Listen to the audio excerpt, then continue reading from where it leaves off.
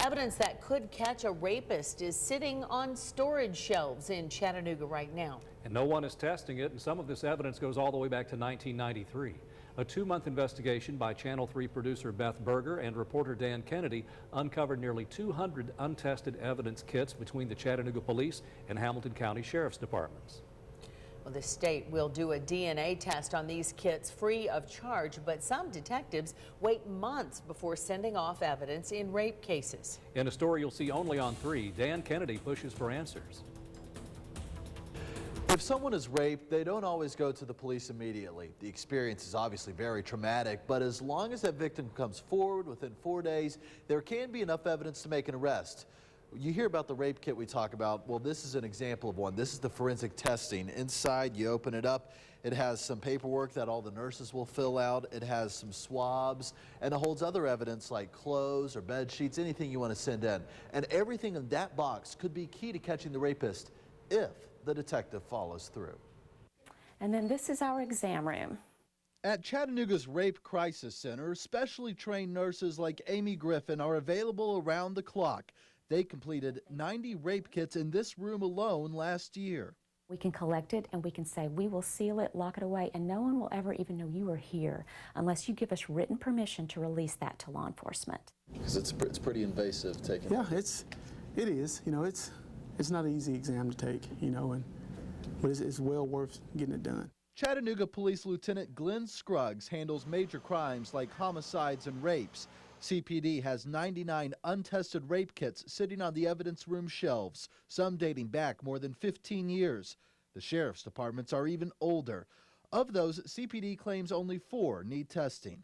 The sheriff's department would not answer our questions. Man, it's a big problem everywhere. I mean, I don't think there's a lab, you know, a TBI type lab in the country that isn't suffering from some sort of backlog. A 2-month-long Channel 3 investigation revealed the Hamilton County Sheriff's Department has 104 untested kits. Cleveland has 55, and Memphis almost 7,000 untested rape kits. The public expects that we're going to do things accurately and thoroughly, and that's what we're committed to doing. It does not move quickly. This work takes a lot of time. Channel 3 went directly to the TBI crime lab in Nashville for answers. Spokesman Josh Devine says the process is painstaking, with about a dozen qualified testers to handle a backlog of 20,000 kits. Each analysis can take hours. Getting them there is another problem. You cannot send evidence through the mail, so an officer drives a rape kit to TBI's headquarters in Nashville, where a forensic scientist like Kendall Stoner tests it. It's just not as simple as putting one sample on a machine and then 30 minutes later it prints off something. We have to do things. Usually these processes take hours.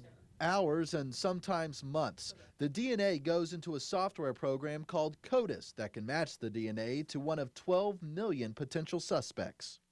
It's usually 7 to 13 months to get a kit back. And so, yeah, it's disheartening to a victim, but it's disheartening to us too. The process is long, but Devine doesn't want that to stop local detectives. Send us your kits, we'll get them taken care of, and wipe the slate clean. There could be a number of reasons why those 99 untested kits CPD only needs to test 4. Perhaps the victim decided to never press charges, or they knew the attacker already. Or perhaps a suspect was never developed and the statute of limitations has passed. But testing these kits might help identify suspects who have assaulted more than one person. In fact, research shows as many as 90% of rapes are committed by serial rapists. In the studio, Dan Kennedy, Channel 3 Eyewitness News. Coming up at 6 in Part 2, what's being done about the backlog and why the Hamilton County Sheriff's Department recently destroyed most of its untested kits. To read an in-depth version of this story, check out Beth Berger's article on WRCBTV.com or read it on your phone in the WRCB app. At 5 this afternoon, we told you about the backlog of untested rape kits across Tennessee.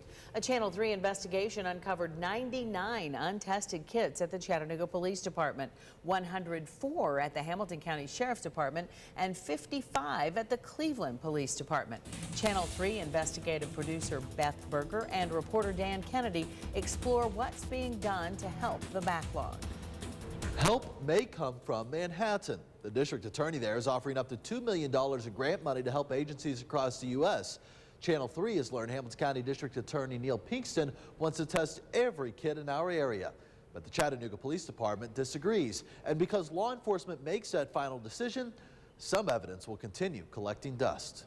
This is a backlog of untested kits that are currently sitting in evidence rooms across the state of Tennessee in law enforcement departments. The Tennessee Bureau of Investigation does not charge law enforcement departments anything to test the evidence collected after a rape allegation. But thousands of rape kits go untested, sitting on evidence shelves across the state. Throughout history, Tennessee law enforcement departments collected these sex assault kits and then for one reason or other decided that they did not need to be sent for immediate analysis. The kits must be hand-delivered. For that reason, the Chattanooga Police Department waits sometimes a month to collect several kits before sending them to Nashville with an officer. Channel 3 went to Nashville to see the lab and learned it can take 5 months to do a DNA test here. The faster CPD gets it here, the faster the results. Because they wait so long to drive it here, results can take more than a year. It doesn't nail it down as perfectly as you might be led to believe. You know, the testing is done, and then there's this long timetable between us getting it back. So that's just the system we're working with. CPD tells Channel 3 it audited the 99 untested kits, and against the wish of the district attorney, will not send all evidence kits to Nashville. In one case, a victim died. In 18 cases, there's been an arrest without DNA testing. And the audit found more than half are unfounded, meaning there's not enough evidence that the rape ever occurred.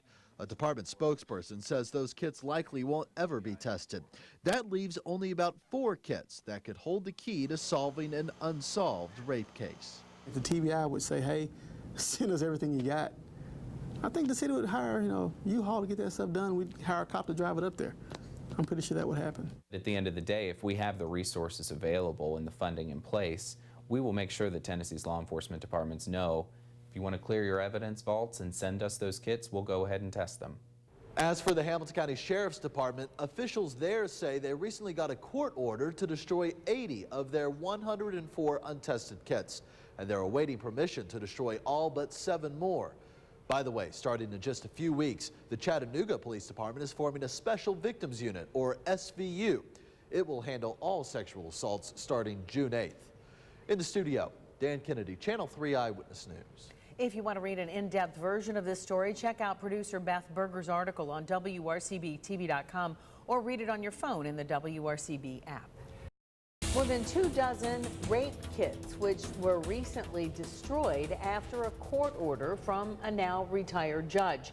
And the district attorney says that should never have happened. Last month, Channel 3 brought you a 2-part investigation into local untested rape kits. New tonight, we learned the Hamilton County Sheriff's Department destroyed some of its untested kits and has plans to destroy more. Here's Dan Kennedy with a follow-up to our investigation. In October, the Sheriff's Department sent 25 rape kits off to an out-of-state incinerator to reduce the nearly 80 pieces of evidence to ashes. 2/3 of those had never been tested for DNA. The district attorney says those kits should never have been destroyed. And soon there will be a change in policy after a Channel 3 investigation. The Hamilton County Sheriff's Department has been asking courts for permission to clear its shelves, arguing a lot of the cases were unfounded. It could be unfounded, meaning that it was a case where there was no basis to the complaint. It was a falsified report. It could be that there's no evidence to move the case forward and that we've held the evidence for a period of time and they've decided to go ahead and destroy it. Captain Bill Johnson says an investigator decides when it's time to get rid of evidence, then gets a judge to sign the paperwork. That's what happened in October when a sergeant submitted this order for destruction of property, attaching a 3-page list detailing the evidence. Things like clothes, pillows, and DNA swabs, plus 25 rape kits. Recently retired Hamilton County Judge Rebecca Stern signed off on the order. But Channel 3 has learned Stern signed that October order, and there's now question whether she even had that authority. You see, the statute reference in that request covers destroying drugs, not destroying other types of evidence. Anytime you're requesting something of the court, you cite the correct legal authority that gives you the power to do or ask to do what you're trying to do. District Attorney General Neil Pinkston says these kits should never have been destroyed under this statute about destroying drugs. Now he wants to make sure no more kits are destroyed in his district without a new written policy. We're going to work with them to try and come up with some guidelines or protocols under that new law that exists to avoid things like this in the future. Right now, we're not destroying any kits until we get further guidance, because we know change is coming. Johnson says looking back, the department would still have destroyed the kits because they followed protocol at the time. A protocol that is now changing. The department has more kits it once destroyed, but for now, that's on hold by request of the DA. In the studio, Dan Kennedy, Channel 3 Eyewitness News. And to read a more in-depth version of the story, including a quote from Judge Stern, read producer Beth Berger's story at WRCBTV.com.